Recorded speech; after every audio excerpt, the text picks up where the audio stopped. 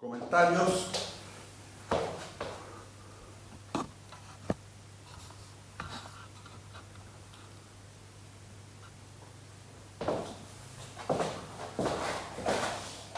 Bueno, entonces, capítulo número 1.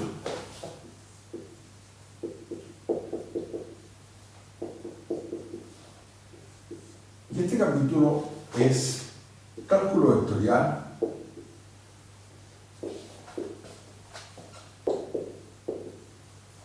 y, bueno, siempre hay que poner esta palabra aplicaciones, que es muy importante, porque es la que permite justamente ir generando este lenguaje común a las distintas disciplinas que se cultivan en nuestra facultad. Entonces, para hacer cálculo vectorial vamos a comenzar con una definición que es justo lo contrario a... ¿Profesor? Sí. Me parece que no está grabando.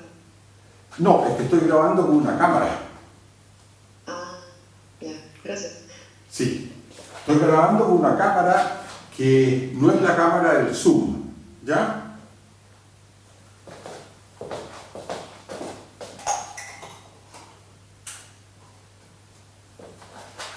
Entonces, vamos a comenzar con algo que es justo lo contrario de un vector. Los vectores son cosas que viven en dimensión al menos 2, 3, etc. ¿Están de acuerdo? Ustedes hicieron el curso de varias variables, ¿ya? Y ahí conocieron los vectores. Vamos a comenzar con una definición que es justo lo contrario de un vector y que es lo que vamos a denominar un campo escalar, ¿de acuerdo? Entonces, sea omega una región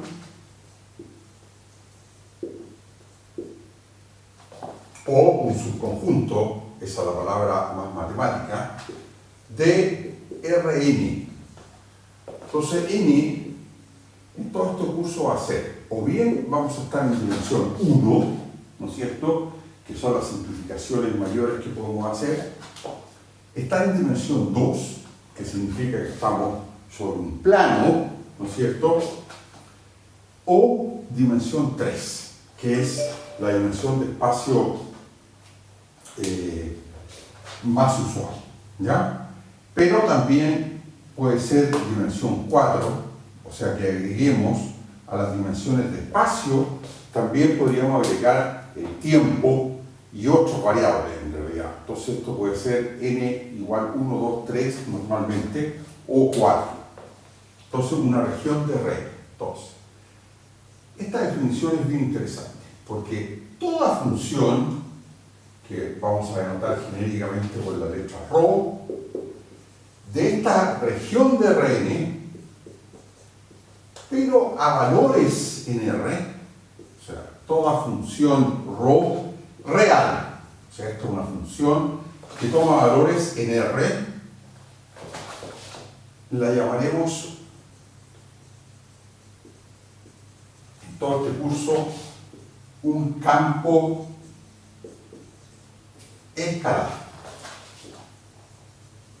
O sea, esto es, la palabra escalar es, yo diría, lo contrario de vector.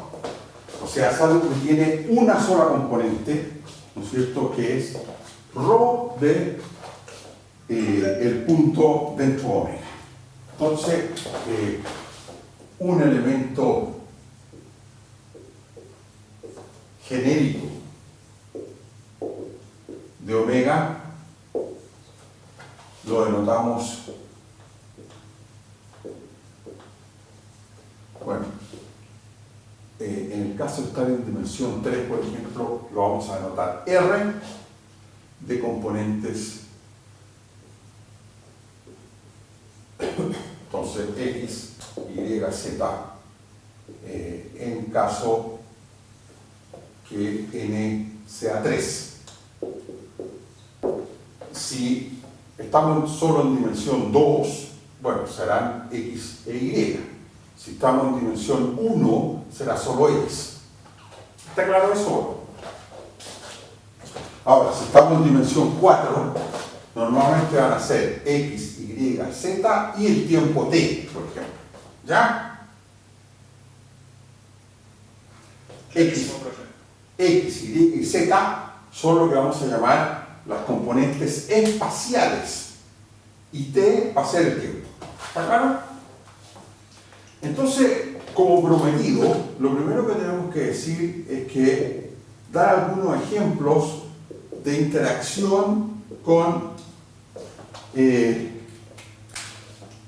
otras ciencias naturales o con la ingeniería. Entonces, ¿quiénes son campos escalares? Son campos escalares una densidad, por ejemplo. ¿Qué es una densidad en física o en ingeniería? Ustedes me dicen.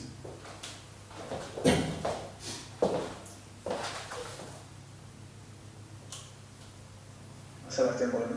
¿Ah? Más Sebastián Borges. Bueno, esa es la definición matemática. ¿De acuerdo? Pero desde el punto de vista más bien ingenieril o físico, una densidad es cantidad de materia, o sea, masa, como muy bien dijo usted, por unidad de volumen. O sea, uno toma un elemento de volumen, o un volumen, y tiene que calcular cuánta cantidad de materia que a uno le interesa, ¿no es cierto?, hay ahí dentro. Ahora, ustedes se preguntarán qué es la materia en física. ¿Ya?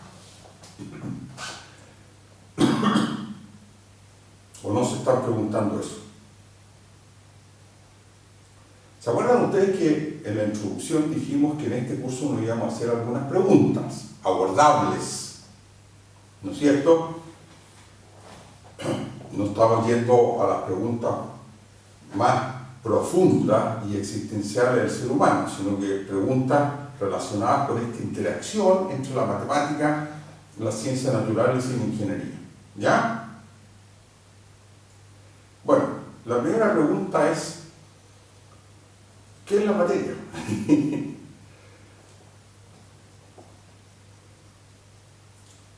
A ver, quizás no se lo han hecho nunca, ¿no? ¿O sí?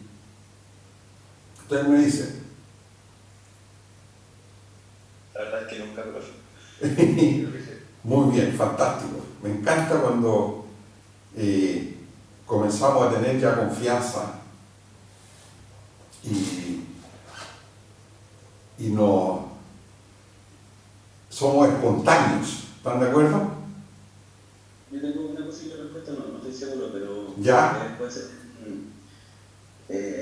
O sea, un objeto que se separa por contraste del resto de las cosas y que se puede medir. Y que se puede medir. Sí, mire, yo estoy muy de acuerdo con usted. Es una primera aproximación a una definición bien ingenieril del término. ¿Ya? Ahora, los conceptos de materia, tiempo y espacio son conceptos hoy en día del ámbito de las ciencias naturales, ¿ya? De la física en particular. Y ellos se dieron cuenta, o por lo menos han llegado al convencimiento, de que esos tres conceptos no se pueden definir en términos concretos, ni matemáticos, ¿ya? Sino que ellos lo asocian a algo innato del ser humano, o sea, y de los seres vivos en general, ¿ya? O sea, esos son tres conceptos con los cuales nuestros cerebros, al menos los seres vivos que tienen cerebro, nosotros venimos dotados con esos conceptos. O sea, forman parte de nuestro bagaje innato. ¿Está claro?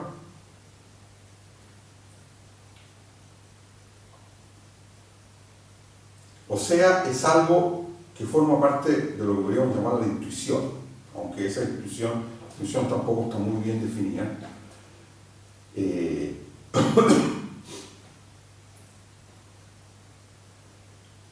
Es, podríamos llamar, la primera interacción de tipo cognitivo-emocional.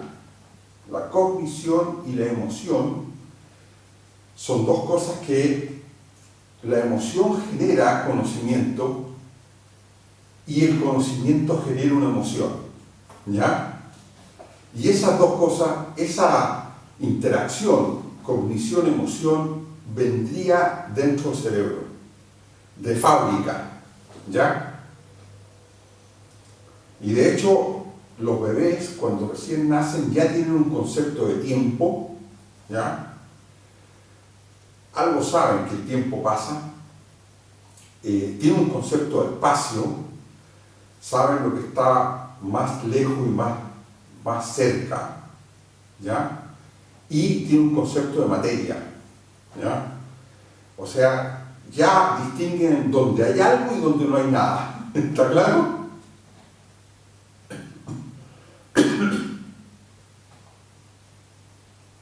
Sí, profe. ¿Ok? Entonces, no hay que buscar, si ustedes quieren, una definición precisa de lo que es materia, tiempo y espacio. ¿Ok?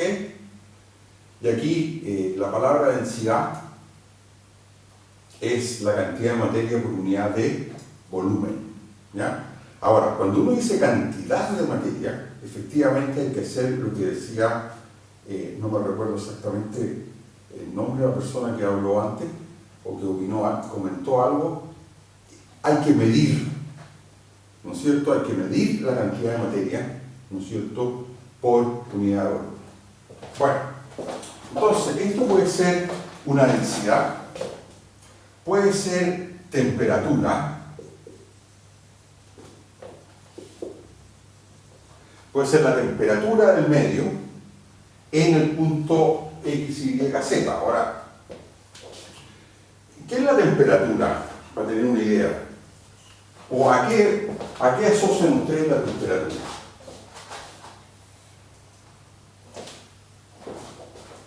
¿Ah?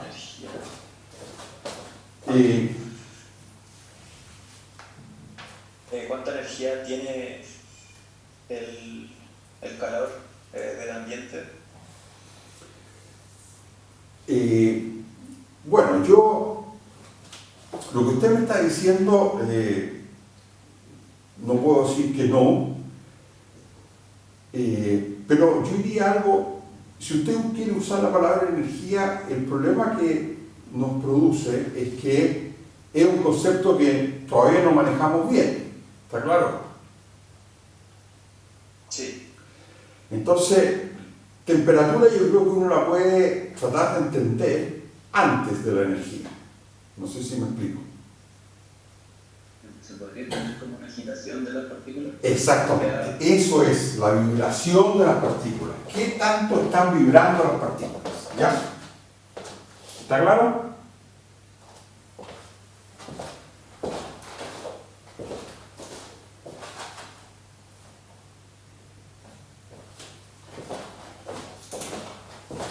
Bueno, entonces son campos escalares las densidades, la temperatura, la presión, que es una fuerza por unidad de superficie, también es una presión la energía, es un escalar. La energía tiene muchas formas. La energía puede ser una energía calórica, puede ser una energía potencial, puede ser una energía cinética. Ahora, en términos generales, una energía es la capacidad que tiene un cuerpo, o que tiene la materia, si ustedes quieren, de realizar un trabajo, ¿de acuerdo? A lo largo del curso voy tratando de entender mejor qué es lo que es una energía, ¿ya? Puede ser una concentración, ¿Ok?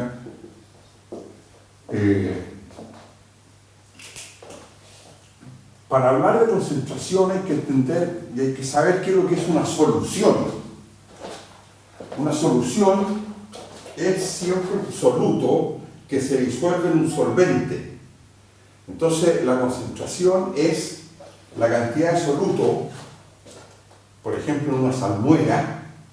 ¿Qué es salmuera? Salmuera es sal que ustedes disuelven en agua, ¿no es cierto?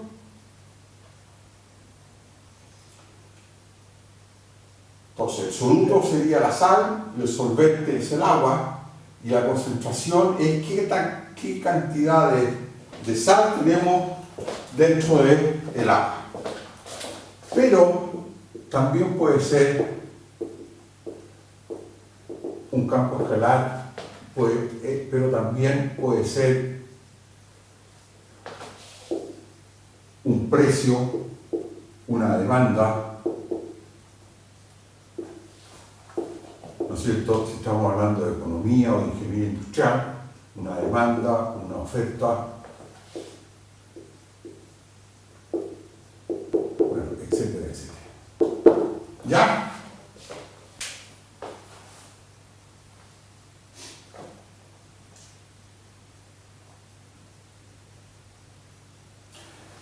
Bueno, un concepto que nos puede ser útil para visualizar los campos escalares es lo que se denomina el grafo de Rho.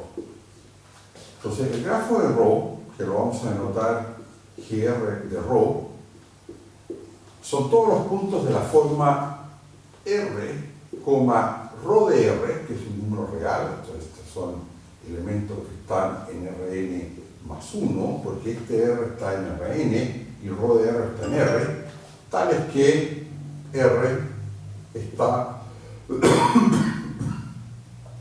en omega. ¿Ya? Entonces, eso es lo que vamos a llamar el grafo del campo escalar Rho. Después, otro concepto interesante es lo que vamos a llamar la línea o el conjunto de nivel en general.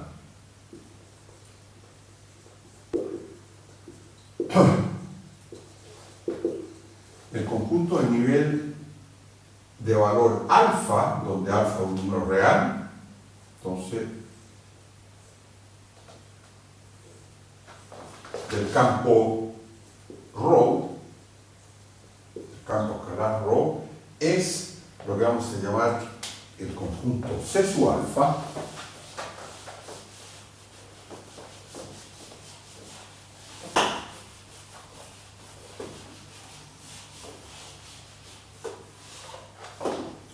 es C sub alfa, que son todos los puntos R en Rn, donde Rho, ¿no es cierto?, vale exactamente alfa. ¿Ya?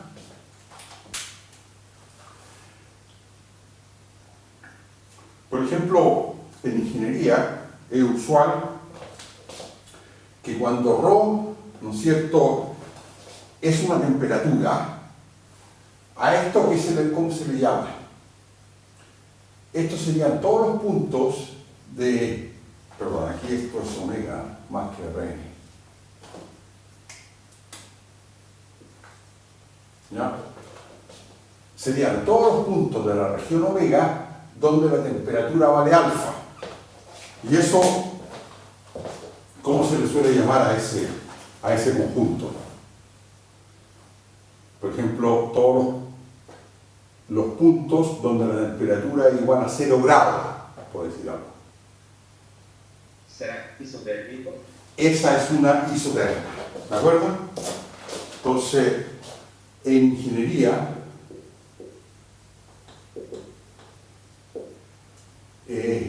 es usual llamar a C sub alfa una isoterma,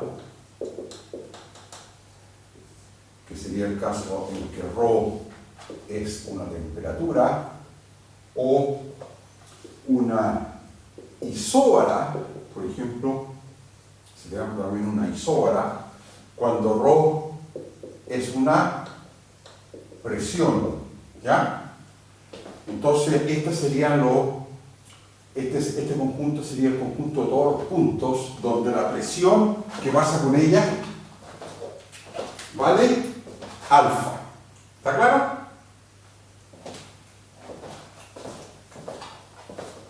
Bueno, etc. Ahora, en el caso general nuestro, nosotros vamos a trabajar con campos ρ que son un poquito cualquiera, arbitrarios, no necesariamente van a tener una interpretación siempre, muchas veces van a ser más bien académicos y inventados por los matemáticos.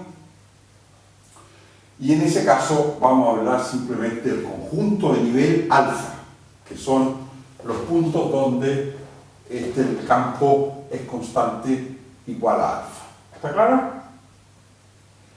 Bueno, entonces ahora, antes de ir al break, vamos a definir campo vectorial.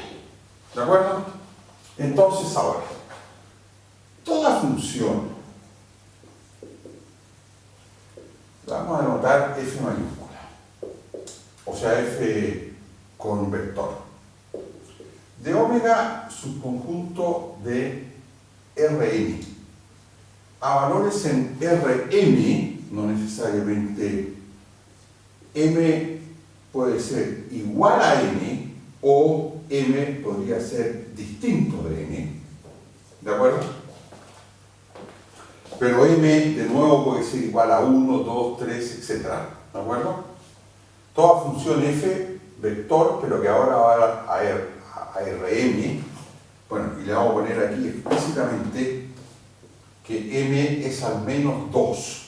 ¿De acuerdo? Porque si m vale 1, estaríamos en el caso de un campo escalar. ¿Está claro? Entonces ahora queremos que esto vaya a dar a un espacio vectorial distinto de R, por lo menos R2. Entonces, toda función f de Rn en Rm la llamaremos, o lo llamaremos, un campo vectorial. ¿De acuerdo? Entonces, estos son en contraposición, si ustedes quieren, a un campo escalar.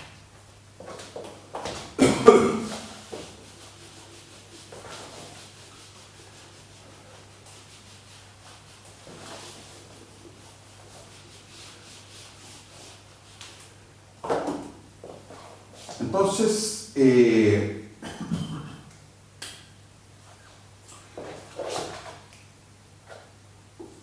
normalmente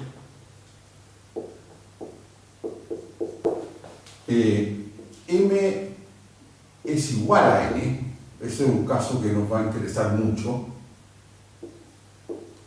¿ya? Y en tal caso,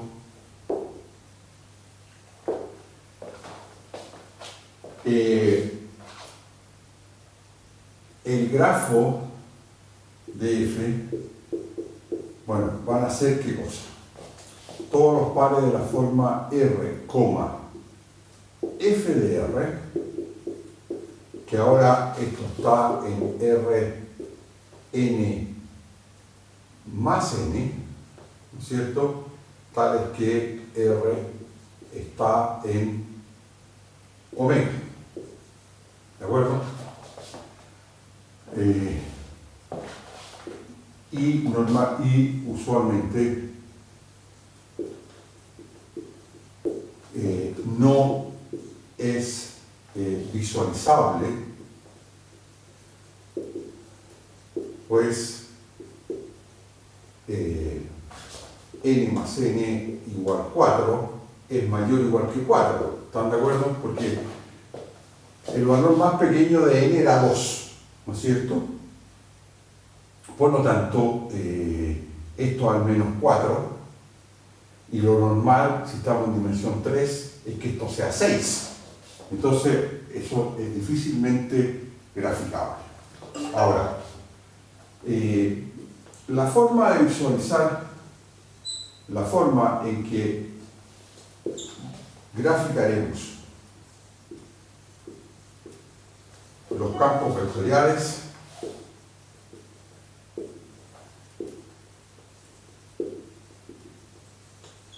es la siguiente. Entonces, bueno, lo voy a hacer en el caso de dimensión 3, que es el más usual. Es que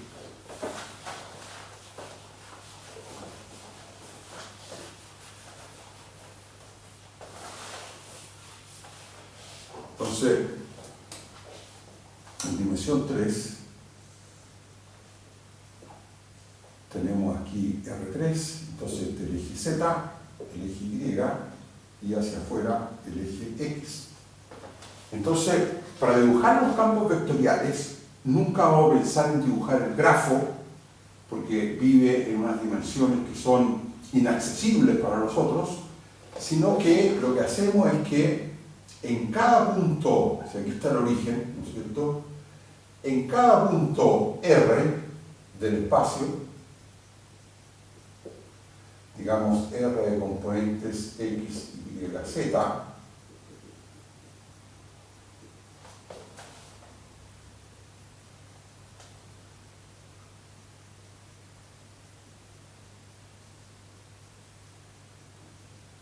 entonces ese es X, Y y Z, ¿no es cierto? Uno dibuja ahí, en ese punto, el valor de F.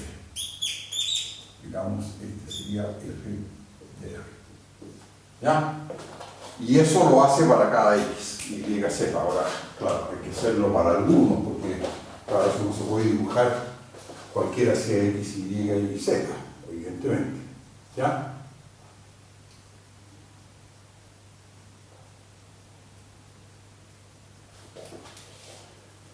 Preguntas.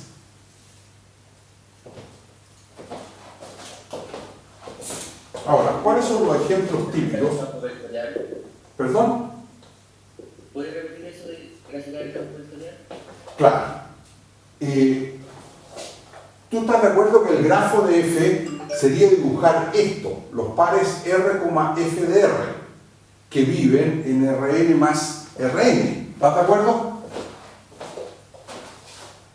Sí, sí. O si tú quieres en Rn más M, mayúscula, en el caso general. ¿Ya? Eso no se puede dibujar. ¿Estás de acuerdo o no?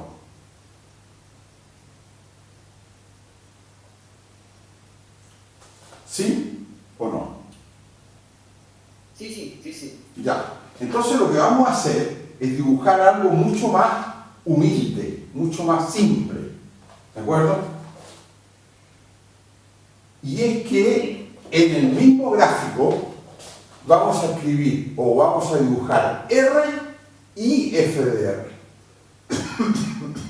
O sea, es como sobreponer en el mismo dibujo el punto R o el vector R y el vector F de R. Porque este vector F de R debería vivir en las siguientes tres componentes.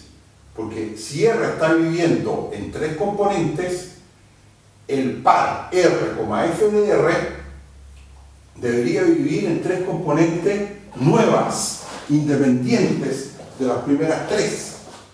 ¿Está claro?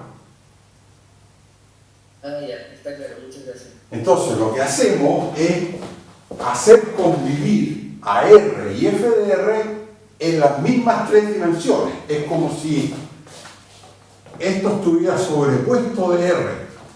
F de R lo sobreponemos a R. ¿Está claro? En el mismo espacio tridimensional. Porque no sabemos qué pasa con las otras tres dimensiones siguientes. ¿Ya?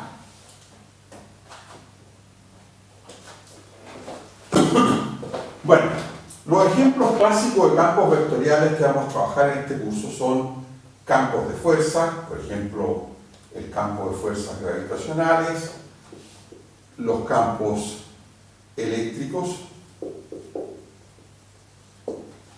por ejemplo, los campos magnéticos.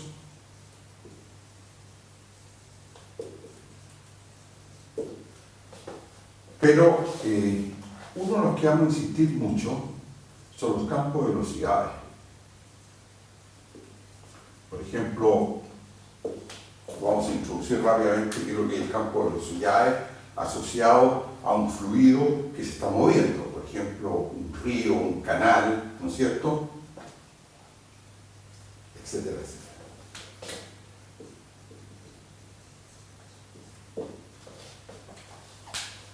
¿Ya? Bueno, son las 11:30. ¿Qué les parece si hacemos un break? Un poquito tarde, pero ¿o ustedes quieren que sigamos con materia y no hacemos break? Ustedes me dicen. ¿No se termina a las 11:45 o a las 11:45, me parece, sí. Ustedes me dicen. ¿Perdón? Sí, por mí, como igual estuvimos harto tiempo conversando al principio, no tengo problema con seguir, pero entonces me es el resto. Ustedes dicen.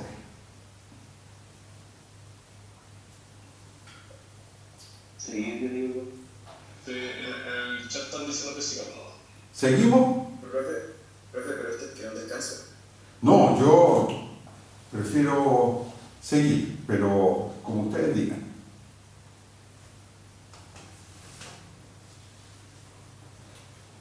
Ya, Sí, yo tengo que hablar, profe. ya, sigamos. Entonces, todas mis disculpas de no haber hecho break hoy día, pero el viernes bien prometido que sí lo vamos a hacer. Lo que pasa es que hicimos una introducción larga, pero creo que puede haber sido importante también haberla hecho. Bueno, entonces, ejemplo. A ver, precisamente, veamos algunos ejemplos. Precisamente, veamos un par de ejemplos más concretos.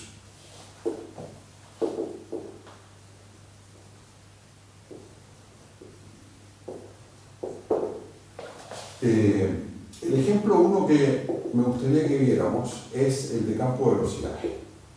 Ejemplo número 1, que lo vamos a llamar fluidos. Entonces,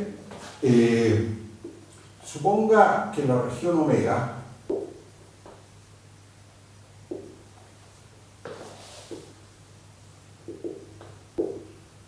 región o volumen omega, porque en realidad esto es una región o volumen, o puede ser también una superficie, o volumen omega.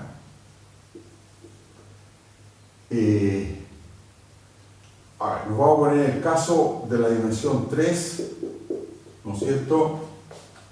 Esto está en R3. Entonces, supongo que la región o volumen omega contiene un fluido en movimiento.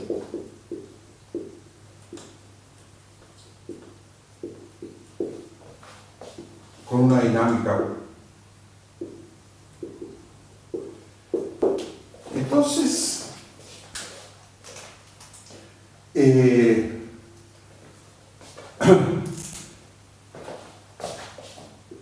supondremos, como hacen nuestros amigos ingenieros hidráulicos, entonces supondremos que el fluido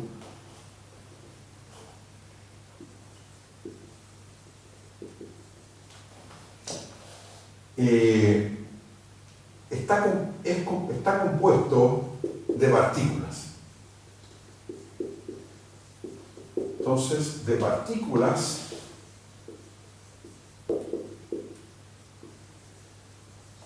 pero de partículas materiales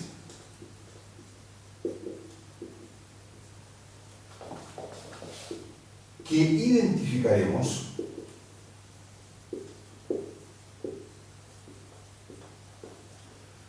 con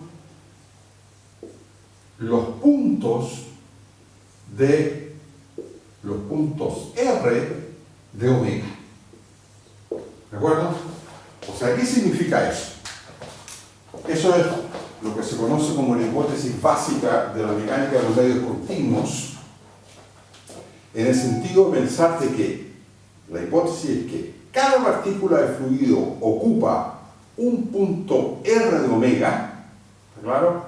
O sea, no tienen volumen las partículas, son puntos de omega, y cada punto de omega contiene una partícula.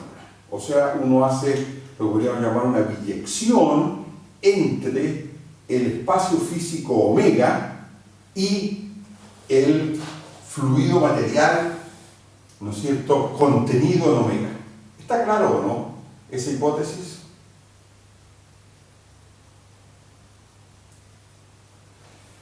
Es una hipótesis y una aproximación de la realidad. ¿Están de acuerdo?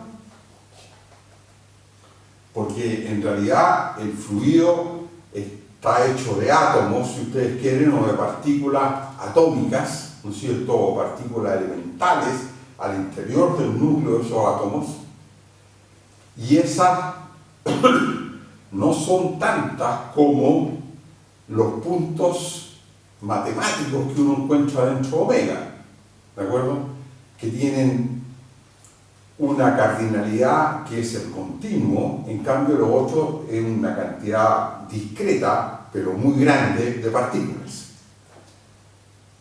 ¿Está claro o no? Sí, sí, está claro. Pero la hipótesis que nosotros vamos a hacer es que dentro de omega, cuando el fluido está contenido en omega, es porque hay un continuo de partículas dentro de la región omega. ¿Están de acuerdo? Hay tantas partículas como puntos y tantos puntos como partículas. ¿Ok?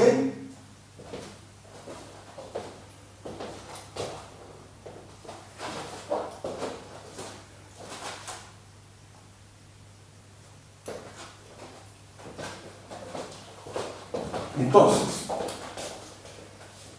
a cada punto R en omega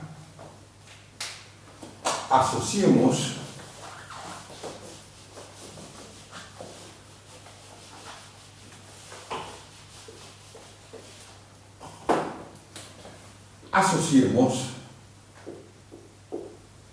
la velocidad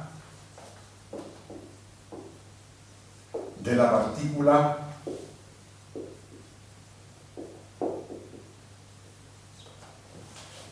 partícula que ocupa, o en la posición de la partícula, sí, que ocupa la posición R,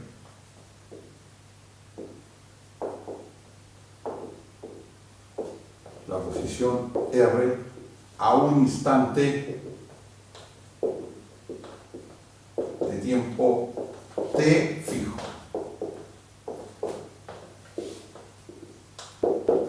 ¿De acuerdo? Digamos, y esa velocidad la vamos a denotar B de R, o sea, B de X, Y, Z. ¿Está claro?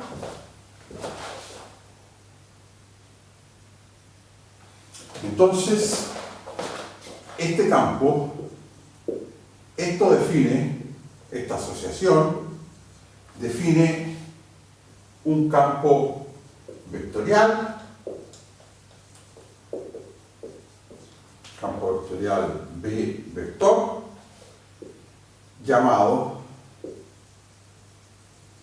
el campo de velocidades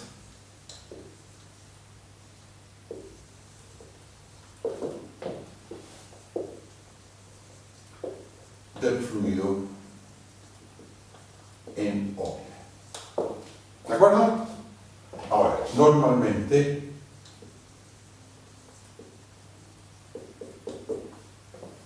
B no solo es función de de los puntos X, Y y Z, sino que un campo de velocidades que también depende de qué cosa? Del tiempo t. ¿Ya?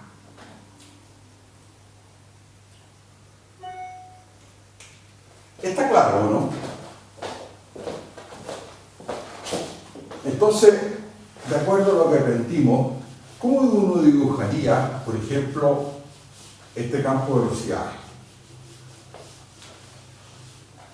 Supongamos que omega fuese una cañería o una tubería, ¿no es cierto? Esto es dimensión 3.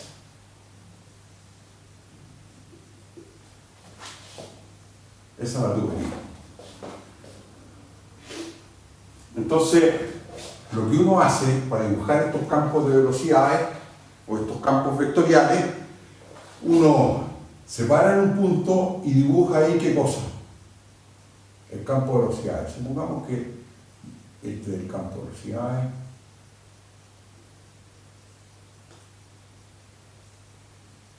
¿Qué ideas se están haciendo?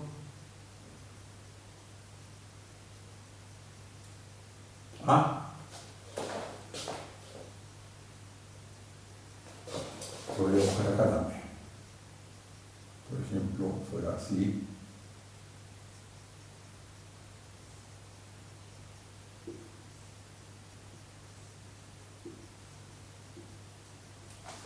Ah, ahí estamos dibujando el campo de velocidades de este fluido.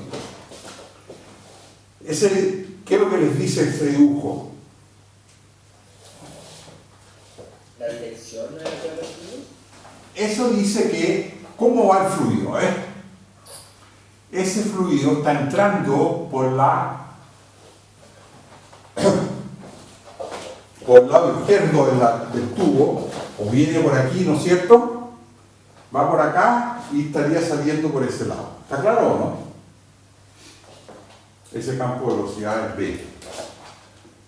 Ahora, ¿qué es este vector B que dibujamos aquí? En este instante de t fijo. Ese vector de ahí está representando ¿qué cosa? La velocidad de la partícula P de fluido que en el instante t está en esa posición. ¿Está claro?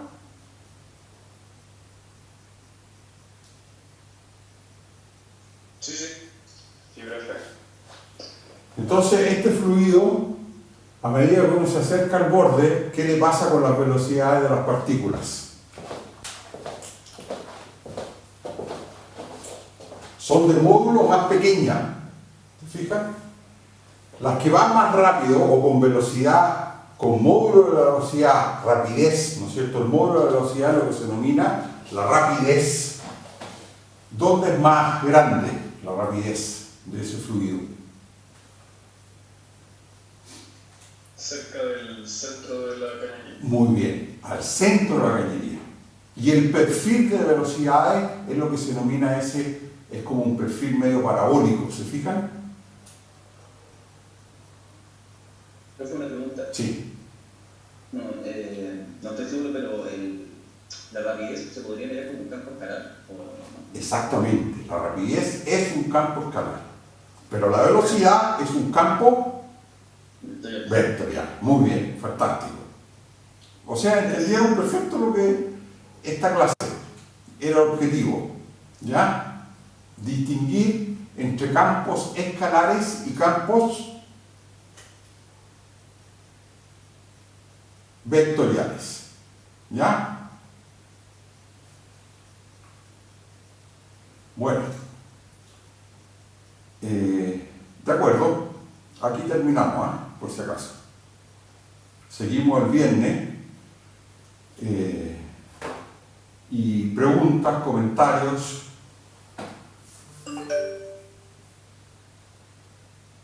Ustedes me dicen. Profesor, Dudas. me he preguntado en el chat. Ah. Hola, ¿se me escucha? Sí, se te escucha perfecto. Habían preguntado en el chat si es que las clases auxiliares también iban a ser híbridas. Sí, las clases auxiliares van a ser híbridas, pero no al comienzo, ¿ah? Ya. En el mes de septiembre empiezan a ser híbridas. ¿Ya? Y la sala a nosotros nos tiene asignada la G113 o 103, no sé, lo tengo que revisar. Esa es la sala de geología, en la entrada por la Plaza Silla. Oh. Perfecto. Sí, Bueno, que quería saber que el tema de la inscripción como para ir presencial es como rotativo o no. ¿Se sabe todavía? Así como que se va a tratar de que todos los que quieran ir puedan ir o va a ser más medio estático. va a haber un aforo, ¿eh? Yo creo que son 30 personas, me parece. Pero serían como 30 personas que serían fijas o la idea es que vayan rotando? O para que todos No, la idea es que vaya rotando y depende mucho de la inscripción. Y la inscripción es previa a la clase. Ahora, previa no sé si significa un día antes, 2 días antes o un par de horas antes, no sé. Muchas gracias. ¿Ok? Toda esa información yo pienso que se las van a transmitir con mucha claridad desde la facultad.